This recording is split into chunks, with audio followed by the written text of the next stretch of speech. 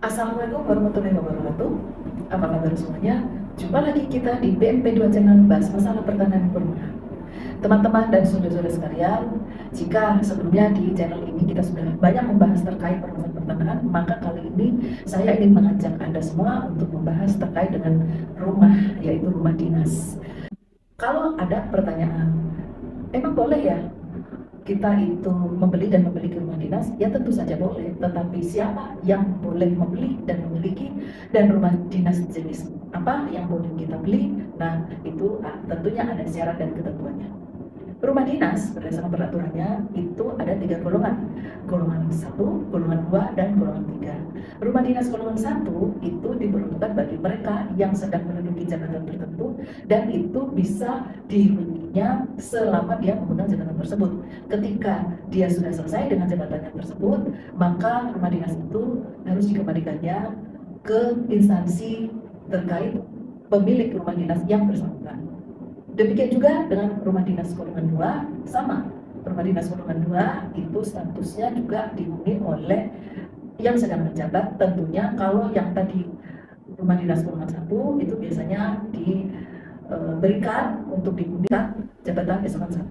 Sedangkan rumah dinas golongan 2 itu untuk mereka yang menjabat dengan tingkat jabatan eselon 2. Kemudian ada rumah dinas golongan 3. Golongan 3 ini diberi namanya ASN ya, aparatur sipil negara, yang dia menempati itu tidak terkait dengan jabatan tertentu. Artinya dia oleh instansi di mana dia bertugas, dia diberi kesempatan atau diberikan menghuni rumah dinas tersebut, dan karena rumah tersebut itu adalah rumah dinas golongan 3, maka dia berkesempatan untuk membeli dan memiliki rumah tersebut.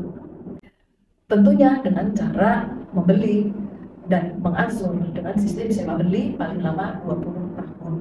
Bagi yang ingin membeli atau memiliki rumah dinas ini, tentunya mereka yang sudah menempati rumah dinas itu. Ya, jadi rumah dinas golongan 3 dan juga orang yang sudah menempati rumah dinas itu sekian lama, saya lupa ya berapa lama syaratnya dia boleh mengajukan untuk kemudian melakukan sewa beli rumah tersebut, yang pada akhirnya nanti dia bisa memilikinya jika angsurannya sudah selesai. Nah, kemudian bagi mereka yang telah membeli rumah dinas ini, bisakah mendapatkan sertifikat? Tentu saja bisa. Dengan bukti bahwa dia telah membeli rumah dinas ini dan kemudian dia akan mendapatkan surat keterangan dari instansi yang memiliki rumah dinas yang dibelinya tersebut, dan juga bukti-bukti lainnya, dia bisa mengajukan sertifikat hak atas tanahnya ke kantor pertanahan setempat. Dan rumah dinas ini, untuk rumah dinas yang golongan 2 itu bisa saja diturunkan menjadi rumah dinas golongan 3 sepanjang sesuai dengan ketentuan atau aturan-aturan, baik aturan pemerintah maupun aturan dari instansi pemilik rumah dinas yang bersangkutan. Tentu saja kalau golongan 1 tidak bisa tiba-tiba turun dari golongan 3. Kalau golongan 1 ya pasti turun jadi golongan 2, sehingga belum bisa dibeli atau dimiliki oleh orang yang menghuninya karena terkait dengan jabatan seseorang. Untuk yang membeli rumah dinas tadi, ketika rumah dinas sudah dibelinya, dia sudah mendapat bukti surat dari instansi terkait di mana dia membeli rumah dinas itu, tapi dia belum mengajukan sertifikasi tanahnya, sehingga atas rumah tersebut dia belum memiliki sertifikat atas tanahnya, tapi dia ingin menjual rumah ini. Bisakah? Ya, tentu saja bisa, tetapi bukan dengan akte jual beli, tetapi dengan cara membuat akte pengumparan hak dan jual beli rumah di atas tanah negara. Terus apa bedanya? Apakah kalau saya atau si pemilik rumah dinas yang sudah dibelinya tadi ingin menjual atau mengalihkan itu, dan akte jual beli kalau sudah bersertifikat dan dengan pengumparan hak kalau belum bersertifikat, kemudian mempengaruhi harga, ya tentu saja terkait dengan harga itu tetap sesuai kesepakatan antara penjual dan pembeli. Nah, bagi pihak yang membeli rumah dinas itu dari yang pemilik semula, yang dia membeli dari instansinya begitu, dia bisa kemudian berdasarkan akte pengumparan hak dan jual beli rumah di atas tanah negara itu tadi, dia bisa mengajukan sertifikasi tanah atas nama dia yang pembeli tadi. Nah, bagaimana kalau misalnya ternyata rumah dinas ini tanahnya sudah ada statusnya, yaitu status tanah pakai, karena rumah dinas itu namanya juga barang milik negara.